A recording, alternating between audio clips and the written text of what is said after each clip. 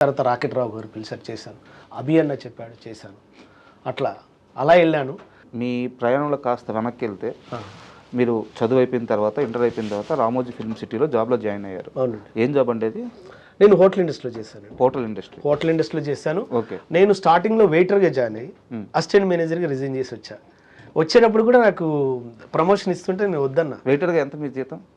నాకు అప్పుడు 850, 850 రూపాయలకు నేను జాయిన్ అయ్యాను. ఆ తర్వాత బయటకు వచ్చేటప్పటికి నాకు ప్రమోషన్ ఇస్తారు. సార్ కూడా మేనేజర్ శ్రీనివాస్ గారు స్టిల్ వర్కింగ్ చెప్పారు, రాము ఇట్లా ఇస్తున్నాను రా అంటే ప్రమోషన్ అంటే వద్దు సార్ అన్న. అదేంటంటే వద్దు సార్, ఆ సర్టిఫికేట్ చాలా వాల్యూది, అది నేను కాకుండా ఇంకొకరికి ఇస్తే వాళ్ళకి లైఫ్ ఉంటుందని నేను ఆ సర్టిఫికేట్ కూడా వద్దు సార్ అని వదిలేసుకుని వచ్చాను. అదే సమయంలో మీతో పాటు అదే రామోజీ ఫిల్మ్ సిటీలో ఇంకొక అతను మీ జబర్దస్త్ అతనే కష్టపడుతూ ఉన్నాడు. తెలుసు, సుధీర్. ఎవరు? సుధీర్ భాయ్. నేను ఇద్దరు ఒక్కడనే జాబ్ చేసాం యూరేకలో. అదే 800 జీతం అయింది కూడా అప్పుడు. అక్కడ 800 జీతమా అనేది మనకు అప్పుడు వాళ్ళకి అంటే తను ఏంటంటే క్లోజ్అప్ మెజిషియన్ అనమాట. అంటే కస్టమర్ ఏమంటారు అక్కడికి విజిటింగ్కి వస్తారు కదా, వాళ్ళ దగ్గరనే క్లోజ్గా మ్యాజిక్ చేసేది. You see this coin, now there is no coin అని అట్లా చేసేది. వాళ్ళ శాలరీస్ మనం ఇప్పుడు మాకైతే అప్పుడు బేసిక్ అంత ఇచ్చారు, వాళ్ళకి ఎంత ఇస్తారు అనేది మనం డిస్కస్ చేయను. కానీ సుధీర్ భాయ్ నాకు అప్పటి నుంచి నాకు ఫ్రెండ్ అనమాట. అట్లా.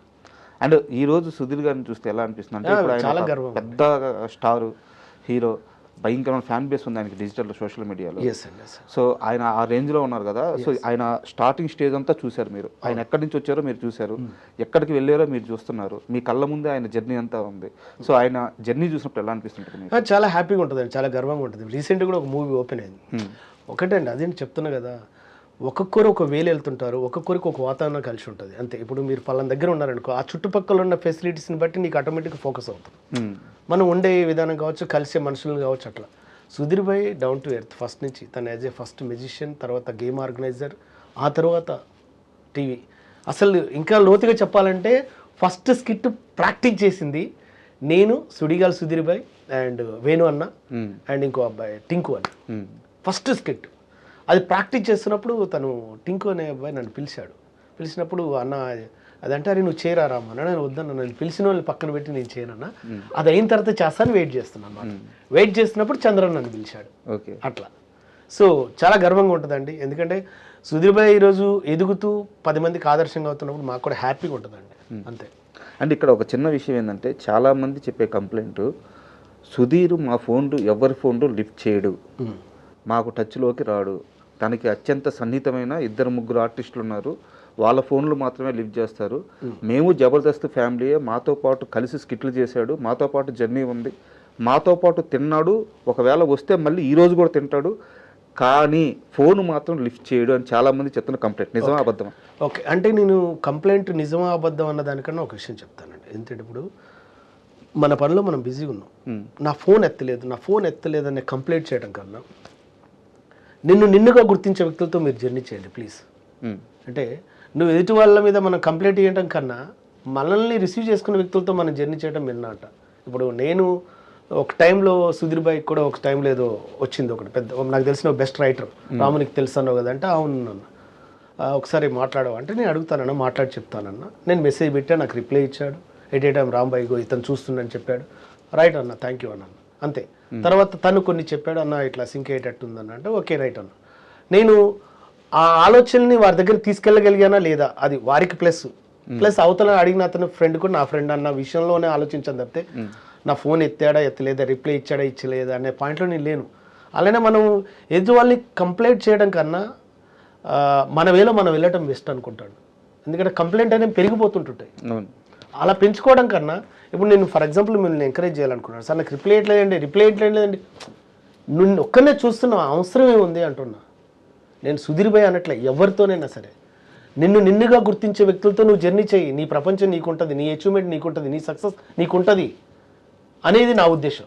ఏంటి నువ్వు వెళ్ళేటప్పుడు మనసు కానీ మైండ్ కానీ బరువుగా ఉండొద్దు, ఆనందంగా ఉండాలంటే ఫస్ట్ నువ్వు స్ట్రెస్కి గురి కాకు. నీ ఆలోచన గొప్పదైనప్పుడు తప్పకుండా నీకు చేతినిచ్చే వాళ్ళు వస్తారు.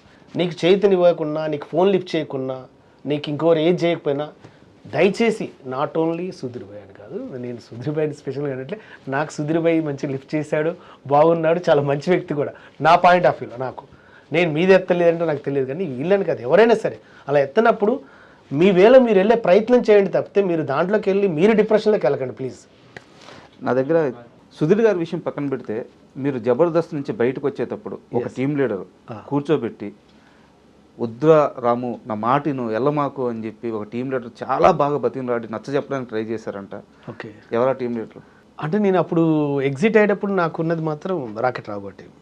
ఆయనే రాఘవ గారికి నేను చెప్పాను ఆల్రెడీ, సార్ నేను నెక్స్ట్ పోసాని సార్ రాబోతున్నారు మన నెక్స్ట్ ఎపిసోడ్కి, కాబట్టి నేను తప్పకుండా ఆ ఎపిసోడ్తో వెళ్ళిపోతున్నాను సార్ అని చెప్పాను. నేను మ్యాక్సిమం అండి, నేను ఎక్కడైనా మ్యాక్సిమం చెప్పే చేశానండి. మీరు చెప్పారు.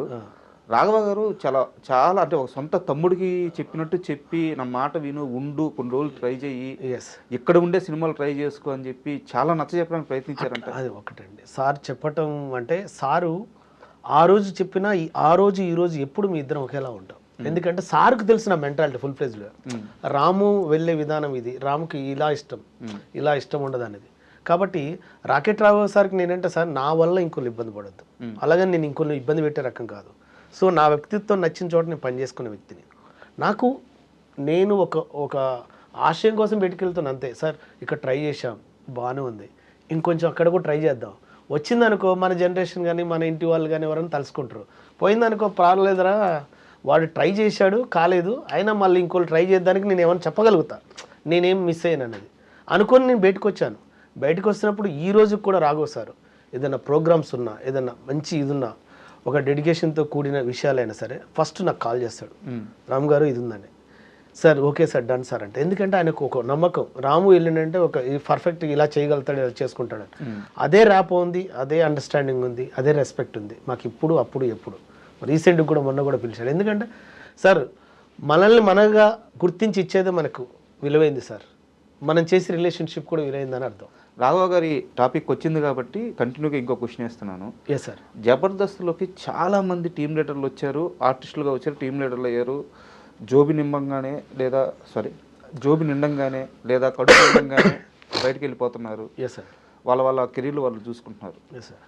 జబర్దస్త్లోకి ఎంటర్ అయినప్పటి నుంచి ఇప్పటి వరకు బయటికి పోకుండా స్టిల్ కంటిన్యూ అవుతుంది రాఘవ గారు ఒక్కరే. అవును సార్, 750 ఎపిసోడ్ దాకా చేశారు. ఆయన ఎందుకు జబర్దస్త్ వదలరు సార్? ఆయన ఎందుకు వదలరు అంటే సార్, ఫర్ ఎగ్జాంపుల్ వదలరు అనే పదం అన్నారు సార్, నేను వదిలిన, మనకు అవకాశాలు వస్తున్నాయి ఫుల్ ఫెజ్లు, మీరు ఎలా అనుకుంటారు? వదిలిన ప్రతి ఒక్కరికి అవకాశాలు లేవు సార్ అక్కడ. కాబట్టి రాఘవ సార్ ఏంటంటే వదలాలి అనుకున్నప్పుడు కూడా వెనక ఫ్యామిలీ ఉంది, భవిష్యత్తు ఉంది. ఎట్ ఏ టైం ఆయన అంత ముందుకు కూడా టీవీ మీడియాలో చాలా ప్రోగ్రామ్ చేశాడు. అవును, జెమిలీలో చేశాడు, చాలా ఈటీవీలో అయినా జెమిలీలో అయినా ఇంకెన్నో ప్రోగ్రామ్ చేశాడు. వారికి తెలుసు అప్పటి నుంచి తను యుద్ధం చేస్తున్నానని తెలుసు. యుద్ధం చేస్తున్నప్పుడు కూడా ఏదైనా నామాత్రంగా నిలిచింది తప్పితే అది లైఫ్ లాంగ్ సపోర్ట్ ఇవ్వలేకపోయింది, అటు బుల్లితెర కావచ్చు, ఇటు బిగ్ స్క్రీన్ కూడా కావచ్చు. కాబట్టి తనకు అర్థమైంది ఏంటంటే అతను వెరీ నాలెడ్జ్ఫుల్ పర్సన్ సార్. వాళ్ళ ఫ్యామిలీ వాళ్ళ నాన్నగారు కూడా టీచర్, మంచి ఎడ్యుకేషన్ ఉంది, ఏంటి చాలా చక్కగా మాట్లాడతారు. కాబట్టి ఆ సార్ ఆ సంస్కారాన్ని ఆలోచించి, ఎస్ నేను వెళ్తే బయటికి అంత బలంగా మనం ముందుకు వెళ్ళలేము అనేది ఒక క్వశ్చన్ అతను వెంటాడి ఉంటుంది. నెక్స్ట్ నాకు ఏది బలమైన సపోర్ట్ ప్రోగ్రామ్ దొరకలేదు, ఇప్పుడు ఈ గ్రిప్ దొరికింది కాబట్టి దీన్ని వదలొద్దు అన్న ఒక బలమైన కారణం ఉంటుంది. ఈ రెండు కారణాల చేత సారు దీన్ని పట్టుకుని వదలలేదు. బయటికి వెళ్తే భవిష్యత్తు ఉంటుందో ఉండదో క్లారిటీ లేదు, ఎందుకంటే ఆల్రెడీ ఆయన ఎప్పటి నుంచి యుద్ధం చేస్తుంది కాబట్టి.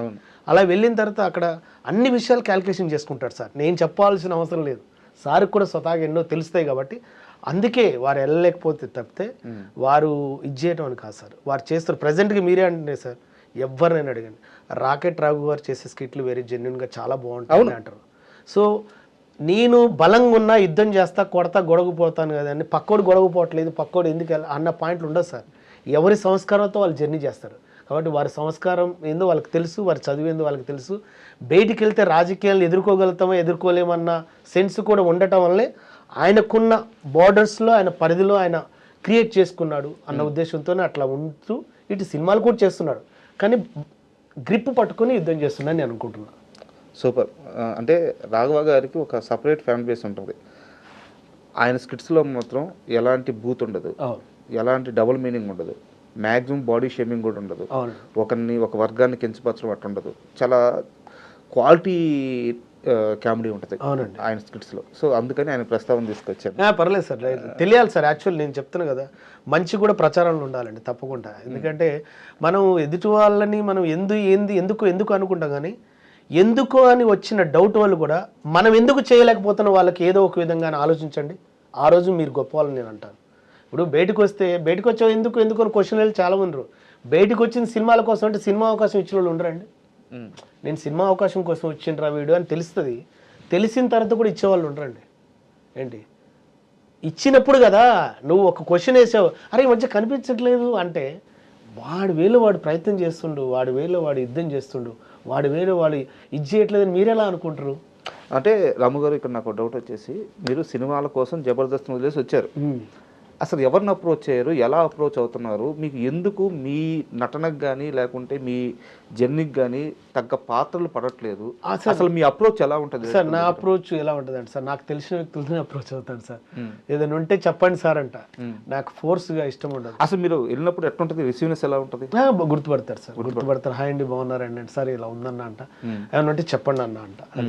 నేను ఏదైనా, అది మొన్న త్రివిక్రమ్ గారు పెద్ద స్టేజ్ మీదనే చెప్పారు, ఏదైనా సహజంగా జరగాలంటే చూసా, అలానే ఏదైనా సహజంగా జరగాలి, ఫోర్స్తో జరగకూడదు. అంటే ఏదైనా వర్క్ ఇచ్చేటప్పుడు కూడా ఇతనికి మనం ఎంకరేజ్ చేయాలి అని ఏంటండి, అట్లా ఆలోచన ఉన్న దగ్గర నాకు పని చేయాలనిపిస్తుంది.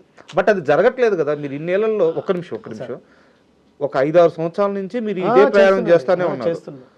నాకు తెలిసి ఒక 30 నుంచి 40 సినిమాలు చేసినట్టున్నారు, 50 సినిమాలు చేసినట్టున్నారు. చేశాను, బాగానే చేశాను, బాగా చాలా సినిమాలు చేశారు.